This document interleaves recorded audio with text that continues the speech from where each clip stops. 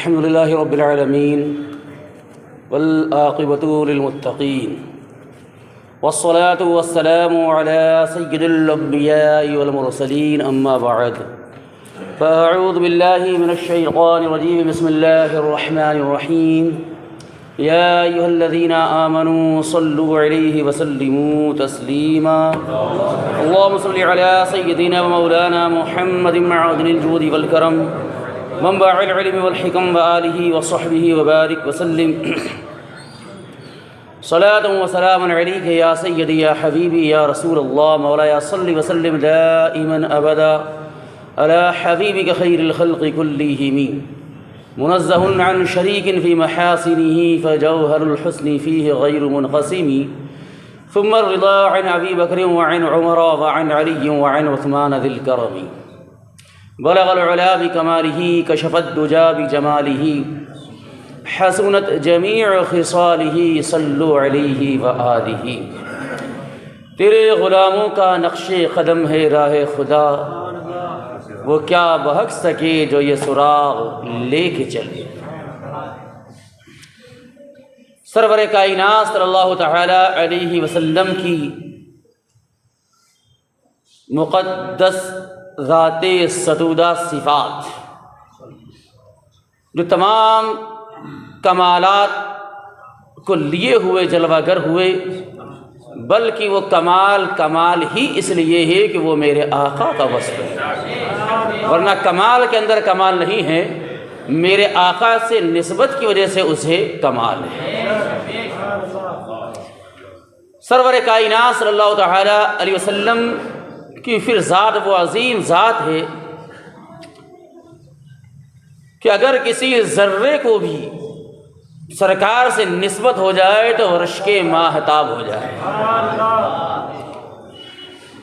اعلیٰ حضرت رضی اللہ تعالیٰ عنہ کیا خوب ارشاد فرماتے ہیں، ذرے جھڑ کر تیری پیزاروں کے تاج سر بنتے ہیں سیاروں کے۔ پیزار سرور کائنات صلی اللہ تعالی علیہ وسلم کی جوتی مبارکہ، اور پھر ذرے یہ بتانے کی ضرورت نہیں کہ ذرے کینہیں کہا جاتا، اگر پھر بھی کسی کے سمجھ میں نہ آئے تو یہ سمجھ لیں کہ روشن دان سے جب روشنی گھر کے اندر داخل ہوتی ہے تو اس روشنی کے اندر جو پھر اڑتی ہوئی کوئی چیز نظر آتی ہے اسی کو ذرات کہتے ہیں۔ وہ اتنی باریک ہوتی ہے کہ وہ نظر آ رہی ہے اس روشنی کی وجہ سے، سمجھ رہے بات؟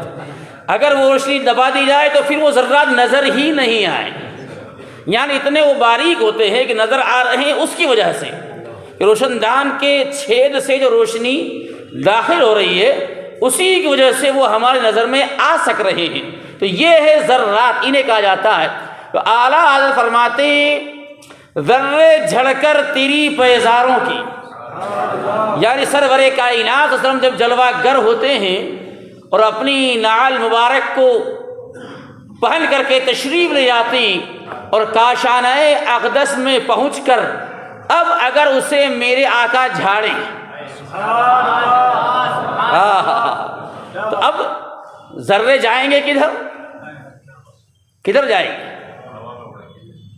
نیچے کی طرف، لیکن سرکار کے نال کے ذرات کا کمال یہ ہے کہ وہ اب نیچے کی طرف نہیں، ذرے جھڑ کر تیری پیزاروں کے تاج سر بنتے ہیں سیاروں کے، یعنی یہ سات ستارے چمک رہے ہیں، یہ سرور کائنات صلی اللہ علیہ وسلم کی نعل مبارک کے ذرات کی برکتیں کہ وہ ان کا تاج سر بن رہے ہیں۔ کیا خوب اعلیٰ حضرت کا عشق رسول ہے، فرماتے ذرے جھڑ کر تیری پیزاروں کی اور تاج سر بنتے ہیں سیاروں کے۔ میرے پیارے، جب آپ اندازہ لگائیں کہ ان ذرات کو اگر سرکار کی نعل مبارک سے نسبت ہو جائے تو پھر وہ تاروں کا تاج بن جائے، تو یہ تو ذرات کا معاملہ ہے۔ اور افضل جو ہے مخلوق جو ہے جسے اللہ رب العزت نے کرامت کا تاج پہنایا ہے وہ تو انسان ہے۔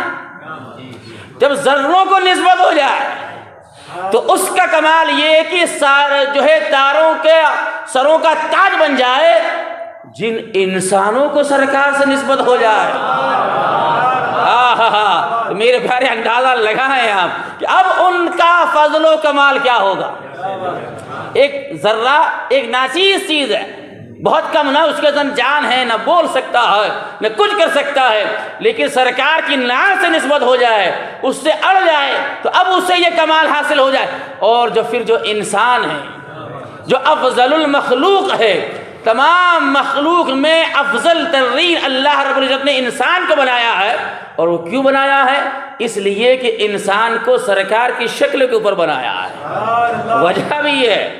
اللہ اکبر۔ تو میرے پیارے، پھر انہی ہستیوں کے اندر جنہیں نسبت ہو جائے تو سرور کائنات صلی اللہ تعالی علیہ وسلم نے ارشاد فرمایا کہ اللہ رب العزت نے مجھے چنا اور میرے صحابہ، میرے انصار، میرے سسرالی چن لیے۔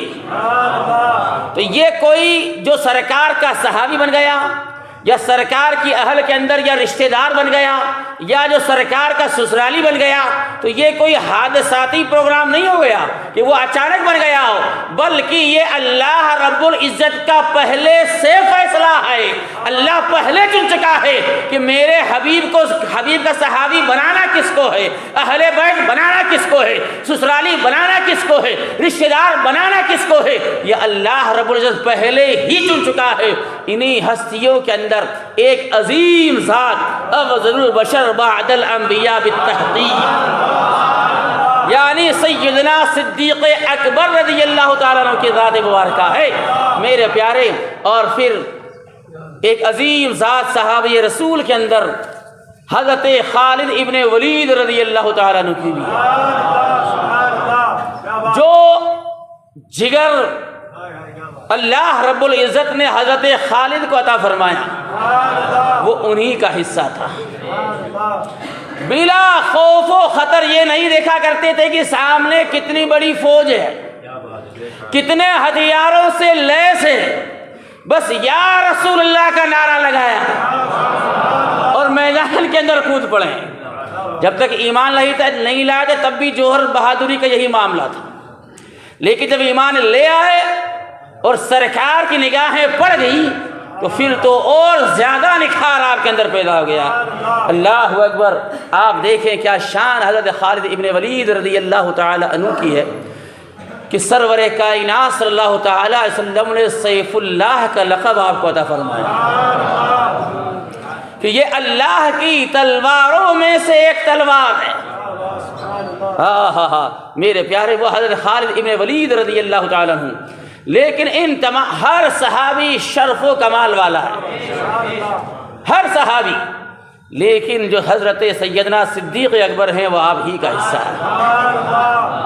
سبحان اللہ میرے پیارے۔ اور پھر آپ اپنی امامے کے اندر سرور کائنات صلی اللہ علیہ وسلم کا منہ مبارک بھی رکھا کرتے تھے، اور شاعر نے کیا خوب کہا، فقط اس واسطے خالد نے ہر ایک معرکہ جیتا، فقط اس واسطے خالد نے ہر ایک معرکہ جیتا کہ انہوں نے ٹوپی میں رکھے میرے سرکار کے گرز۔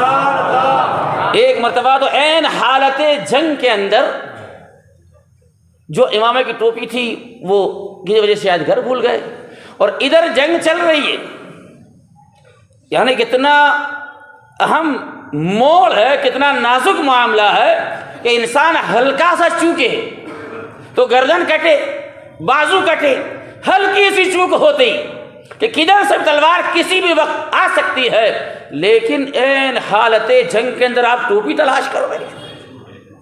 کہا کہ یہ کیا دشمن سر کے اوپر ہے اور آپ کیا ڈھونڈ؟ کہا اپنی ٹوپی۔ کہا کہ آپ کو ٹوپی کی بڑی ہے، یہاں دشمن سر کے اوپر ہے۔ کہا کہ وہ ٹوپی نہیں ہے، دراصل بات یہ ہے کہ اس کے اندر میرے آقا کے گیسو ہیں۔ خبر بھیجی گھر سے، وہ آپ کو واپس پتہ چلا کہ گھر پر چھوٹ گئی تھی، گھر سے واپس وہ ٹوپی میدان جنگ میں آپ کو بھیجی جاتی ہے۔ میرے پیارے، اللہ اکبر، وہ حضرت خالد ابن ولید رضی اللہ تعالیٰ عنہ کی ذات آج سے ہماری گفتگو کا مرکز اور محور یار غار مصطفیٰ، یار مزار مصطفیٰ. میرے پیارے، یہاں تک کہ جب ایک کعب، ایک صاحب جو ہے پرانی کتاب کو بہت بڑے عالم بعد میں ایمان لے کے آئے، تو ایک مرتبہ حضرت سیدنا عمر بن خطاب فاروق اعظم رضی اللہ تعالیٰ عنہ سے پوچھا کہ تمہارے آسمانی کتابوں کے اندر کس کا ذکر پڑا؟ سب سے زیادہ کہا کہ سرکار کا. کہا کہ پھر ان کے غلاموں کا ذکر ہے کہ نہیں ہے؟ کہا کہ امیر فاروق اعظم پوچھ رہے ہیں ان کے غلاموں کا ذکر ہے کہ نہیں؟ عرض کرتے ہیں حضور امیر المومنین کیا بات کر رہے ہیں آپ؟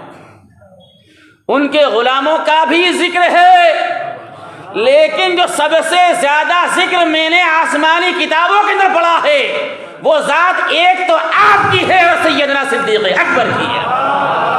کہ ان آسمانی کتابوں کے اندر بھی آپ دونوں ہستیوں کا، دوسرے غلاموں کا بھی ذکر ہے، لیکن سب سے زیادہ جن کا ذکر ہے وہ آپ ابو بکر و عمر ہیں. اللہ اکبر. وہ حضرت سیدنا صدیق اکبر رضی اللہ تعالیٰ عنہ کی ذات ہے. میرے پیارے، نام آپ کا عبداللہ، نام آپ کا عبداللہ، لیکن عرب کے اندر عزت دینے کے لیے یا تو وہ خود اپنی کنیت رکھتے ہیں یا لوگ انہیں کنیت عطا کرتے ہیں.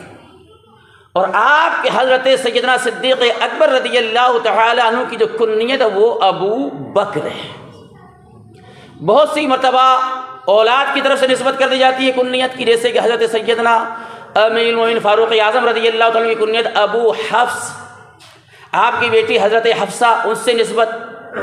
لیکن بہت سارے یہ سمجھتے ہیں کہ صاحب ابو کا مطلب باپ ہی کیا آتا ہے، تو عربی کے اندر یہ ضروری نہیں ہے.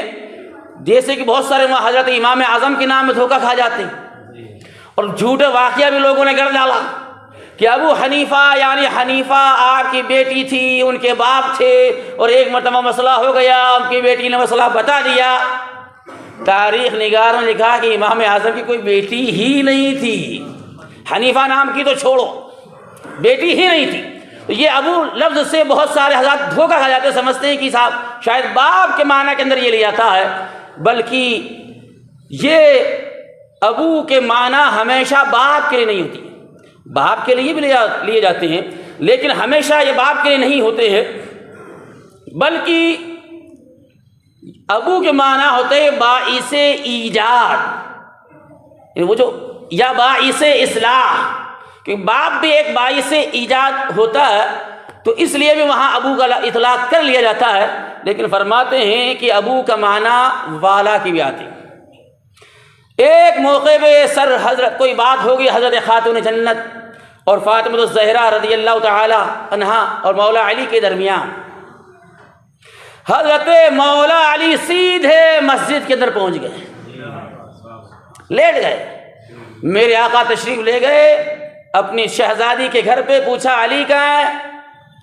خاتون جنت نے فرمایا گئے ہوں گے مسجد میں، گئے ہوں گے مسجد میں. ہمارے کوئی معاملہ ہو جائے تو لوگ کہاں جاتے ہیں، لیکن یاد رکھیں دلوں کا چین اللہ کے ذکر میں. مسجد میں آئے حضرت مولا علی، لیٹ گئے. اب وہ ماربل والی جو مسجد نہیں تھی، میرے آقا تشریف لائے، حضرت علی لیٹے ہوئے ہیں. دیکھا مٹی کے اوپر لیٹے ہیں، مٹی جھڑ گئی، لگی بدن کے اوپر. فرمایا قم بتراب، ابو تراب اٹھو، اور اپنے مقدس ہاتھوں سے میرے آقا نے اس مٹی کو جھاڑا. لیکن یہاں ابو تراب کے مٹی کا باپ ہو گئے. انسان کیا مٹی کا باپ ہوگا؟ نہیں، یہاں مانا ہے مٹی والا، مٹی والا. جیسے حضرت ابو ہریرہ لوگ کہتے ہیں بلی کا باپ، ارے بھائی انسان کے جانور کا باپ ہوگا. یہاں مانا ہے بلی والا. جیسے حضرت مولا علی ابو تراب مٹی والے، اور اعلیٰ حضرت کیا خوب نقشہ کھینچتے ہیں. اس نے لقب بو تراب شہنشاہ سے پایا، اس نے لقب بو تراب شہنشاہ سے پایا. وہ حیدر کرار، وہ حیدر کرار، وہ مولا ہے ہمارا. اللہ اکبر، وہ اعلیٰ حضرت رضی اللہ تعالیٰ کی ذات ہے۔ تو ابو کے معنی ہمیشہ باپ کے نہیں بلکہ والا کے، تو آپ کی جو کنیت رکھی گئی ابو بکر یعنی بکر والا۔ اب کلام کرتے ہیں کہ بکر کے معنی کیا ہے، یہ جو نسبت دی گئی، کہا کہ بکر والا ابو بکر۔ آپ دیکھیں کنیت بھی کیا کنیت ہے حضرت صدیق اکبر۔ فرمایا ابو بکر، بکر کے معنی ہے سبقت لے جانے والا، یعنی سب سے آگے بڑھ جانے والا۔ اور فرماتے کہ ایک بکر کے معنی صبح سویرے آنے والا، اور ایک بکر کے معنی اپنے ماں اور باپ کی وہ اولاد جو اپنے بھائیوں اور بہنوں کے اندر سب سے پہلے پیدا ہو، یعنی سب سے پہلے۔ تو ابو بکر یہ کنیت ہی رکھی گئی اس لیے ہے کہ سارے ایمان لانے والوں میں جو سبقت لے جانے والی ذات ہے وہ ابو بکر کی ہے۔ نیکیوں کے اندر جو سبقت لے جانے والی ذات ہے وہ ابو بکر کی ہے۔ ایمان کے اندر جو سبقت لے جانے والی ذات ہے وہ ابو بکر کی ہے۔ میرے پیارے، آپ کا نام ہی کمال والا ہے، اور پھر یہ کنیت آپ کے ایسی غالب آ گئی نام کے اوپر، عبداللہ کے اوپر، کہ عبداللہ بولا جائے تو ذہن میں سیدنا صدیق اکبر نہیں آتی ہے نہیں، لیکن جیسے ہی ابو بکر بولا جائے فوراً ذہن کے اندر یار غار آ جاتی۔ میرے پیارے اندازہ لگائیں کیا شان ہے سیدنا صدیق اکبر کی۔ اور فرماتے ہیں کہ یہ بکر سے بھی بولا جاتا ہے، ایک زیر کے ساتھ بھی ہے بکر۔ فرمایا کرمن بکرن، کرمن کہتے ہیں انگور کے پھل کو، اور بکر کہا کرمن بکرن، کہا کہ انگور کا جب پھل اگتا ہے تو سب سے پہلے جو دانہ نکلتا ہے اس سب سے پہلے نکلنے والے دانے کو کرمن بکرن کہا جاتا ہے۔ میرے پیارے، آپ دیکھیں آپ کے نام کے کمالات، اور پھر لقب صدیق اکبر۔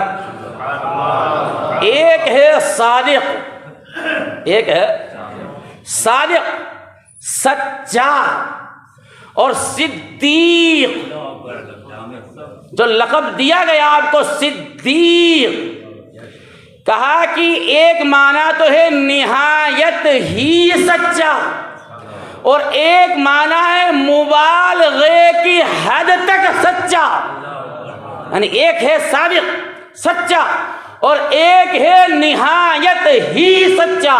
اللہ اکبر، آپ اندازہ لگائیں آپ کی صداقت کا، آپ کی صدیقیت کا۔ اللہ اکبر، فرمایا کہ سب سے پہلے یہ لقب جو ہے آپ کا صدیق، یہ جبریل امی کی زبان پر آیا ہے۔ جب سرور کائنات صلی اللہ علیہ وسلم معراج کو تشریف لے گئے، جبریل امی عرض کرتے حضور آگے آپ جائیں، تشریف لے جائیں، میری حد یہی ہے۔ تھکے تو روح الامی کے بازو، تھکے تو روح الامی کے بازو، چھوٹا دامن کہاں وہ رکاب چھوٹی، امید ٹوٹی، نگاہ حسرت کے ولولے تھے۔ جبریل امی بھی رک گئے، میرے آقا تشریف لے گئے، جب واپس لوٹے تو جبریل سے فرمایا جبریل یہ میری امت بھروسہ نہیں کری۔ جب بتایا جائے گا کہ اتنے کم وقت کے اندر بیت المقدس بھی چلا گیا،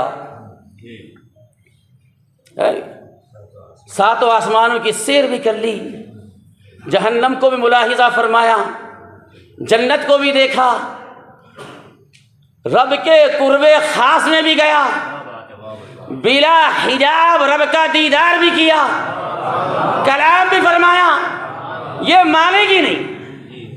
حضرت سیدنا صدیق اکبر رضی اللہ تعالیٰ کی اب مقام دیکھے آپ۔ حضرت جبریل امین نے عرض کی حضور فکر نہ کیجیے، وہ ابو بکر ہیں جو صدیق ہیں وہ آپ کی تصدیق کریں گے۔ اللہ اکبر۔ اور وہی ہوا، میرے آقا صبح تشریف لائے اور جب سارے حالات بتائے،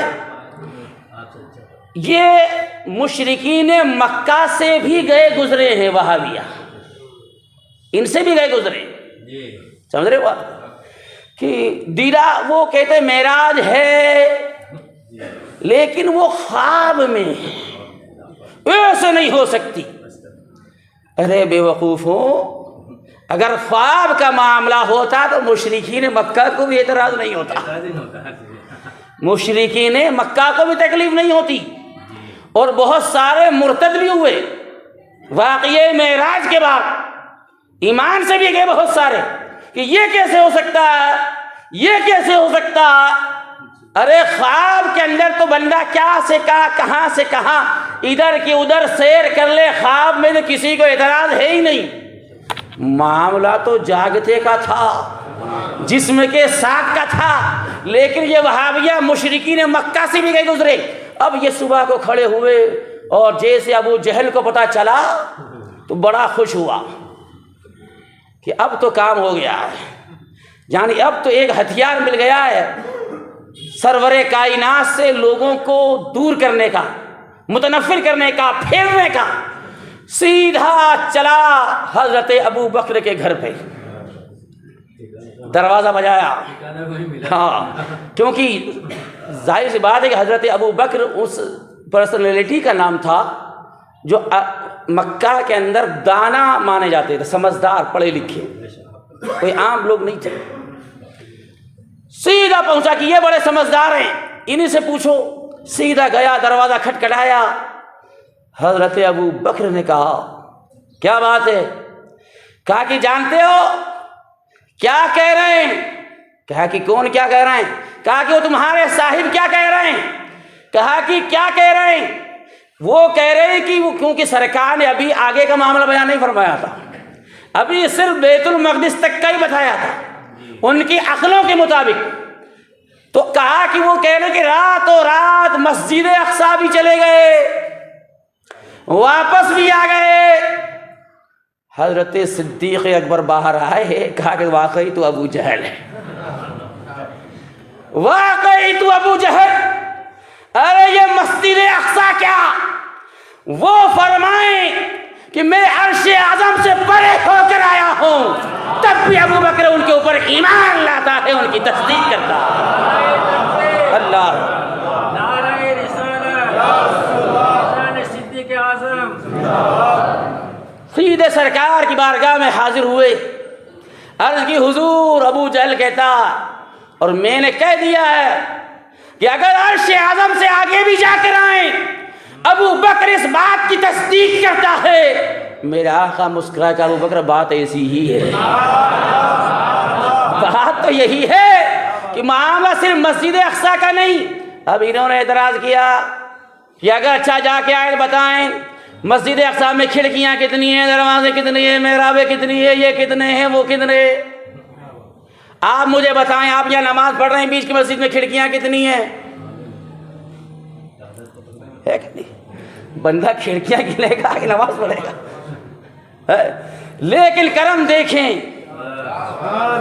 ادھر انہوں نے اعتراض کیا، رب نے بیت المقدس کو اٹھا کے محبوب کے سامنے کر دیا، وہ پوچھے جا رہے ہیں، میرے آقا جواب دیے جا رہے ہیں۔ جو جانکار تھے انہوں نے کہا کہ بالکل صحیح کہہ رہے ہیں، بالکل صحیح کہہ رہے ہیں۔ اور اس سے پہلے میرے آقا نے سفر کیا بھی نہیں تھا فلسطین کا۔ اللہ اکبر میرے پیارے، تو وہاں سے آپ کو لقب ملا صدیق اکبر۔ یہاں تو میرے آقا نے بعد میں فرمایا، حضرت جبریل امی کی زبان پہ پہلے آیا، اور یہاں تک اعلیٰ حضرت لکھا کہ ابھی تو آپ پیدا بھی نہیں ہوئے تھے، ابھی تو آپ پیدا بھی نہیں ہوئے تھے۔ آپ دیکھیں اعلیٰ حضرت رضی اللہ عنہ نے نقل فرمایا، جو حضرت ابو بکر نے خود بیان فرمایا کہ جب صرف 4 سال کے تھے، 2 ہستیاں ایسی ہیں اسلام کے اندر جن کی زندگی کا اعلان اسلام سے پہلے بھی ایک لمحہ بھی کفر کے اندر نہیں گیا. وہ ایک حضرت ابو بکر کی ذات ہے، ایک حضرت مولا مرتضیٰ کی ذات ہے. آپ کہیں گے جب پہلے سے ہی مسلمان تھے، کفر کیا نہیں، تو یہ اسلام لانا کیا ہے؟ یاد رکھیں اعلیٰ حضرت نے ہر چیز کا جواب دیا ہے.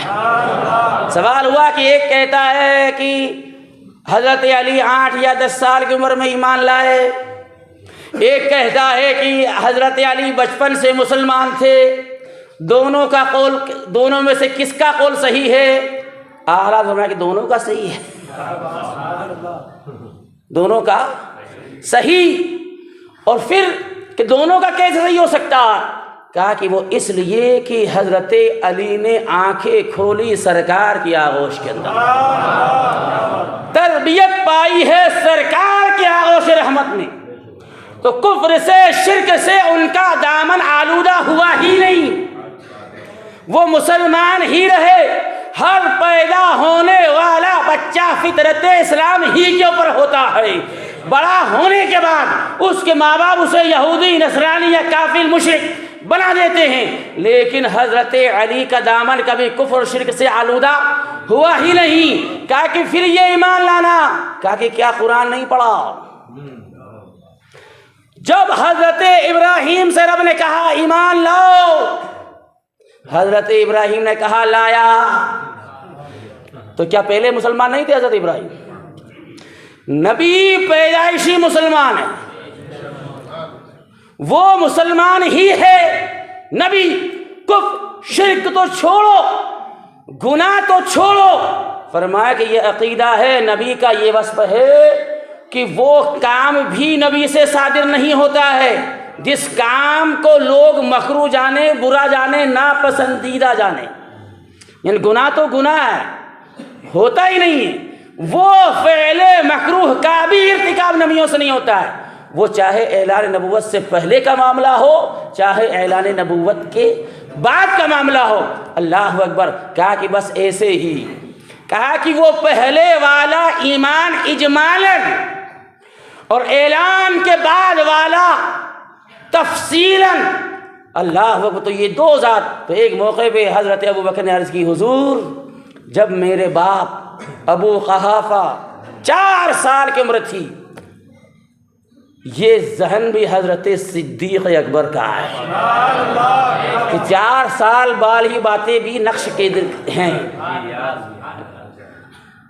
جب لے کے گئے بت کدے کے اندر، سامنے بت کے سامنے کھڑا کیا میرے باپ نے، اور کہا ابو بکر یہ خدا ہے، عبادت کرو. حضرت ابو بکر صدیق رضی اللہ تعالیٰ کی زبان سے نکلا اچھا تو سن، میں بھوکا ہوں مجھے کھانا دے، پیاسا ہوں پانی دے، بے لباس ہوں، بے لباس ہوں. کیونکہ اب میں سمجھ نہیں تھا کہ ننگا لفظ استعمال کیا جائے حضرت صدیق اکبر کی ذات کے لیے. کہا کہ میں بے لباس ہوں، مجھے لباس دے. اب جواب کیا آنا تھا، پتھر اٹھایا اور اتنا زور سے مارا کہ حضرت ابراہیم کی سنت کو ادا کر دیا، توڑ دیا. باپ نے دیکھا، غصہ آیا، مارا، پکڑا، جھپٹتے ہوئے گھر پہ لائے. اور ماں سے کہا، فرماتے کہ میری ماں سے کہا دیکھنے نے ہے کیا؟ تو فرماتے میری والدہ نے کہا چھوڑ دو اس کو، کچھ مت کہو کہ جب سے یہ شکم کے اندر آیا ہے میں مختلف آوازیں سنتی رہی ہوں. کبھی کہا جاتا ہے کہ یہ آخری نبی کا ساتھی ہے، یہ صدیق ہے، یہ عتیق ہے. یعنی ابھی تو پیدا بھی نہیں ہوئے ہیں، لیکن آپ کے القاب کا اعلان کیا جا رہا ہے. وہ ذات حضرت سیدنا صدیق اکبر رضی اللہ تعالیٰ عنہ کی ذات ہے. میرے پیارے انشاءاللہ آگے آپ کی ذات کے تعلق سے سلسلہ چلے گا. یہ ابھی آپ کا نام حضرت عبداللہ، کنیت ابو بکر اور ایک لقب صدیق کے تعلق سے ہم نے ذکر کیا. آگے انشاءاللہ پھر اگلے جمعہ وقت کے اوپر تشریف لانے کی کوشش کریں. میرے پیارے، کیونکہ حضرت سیدنا صدیق اکبر وہ ہستی ہیں کہ میرے آقا نے فرمایا کہ میری امت کے اوپر واجب ہے، واجب جیسے قربانی کرنا واجب ہے، فرمایا میری امت کے اوپر واجب ہے کہ میرے ابو بکر کا شکریہ ادا کریں۔ سمجھ گئے بات کو؟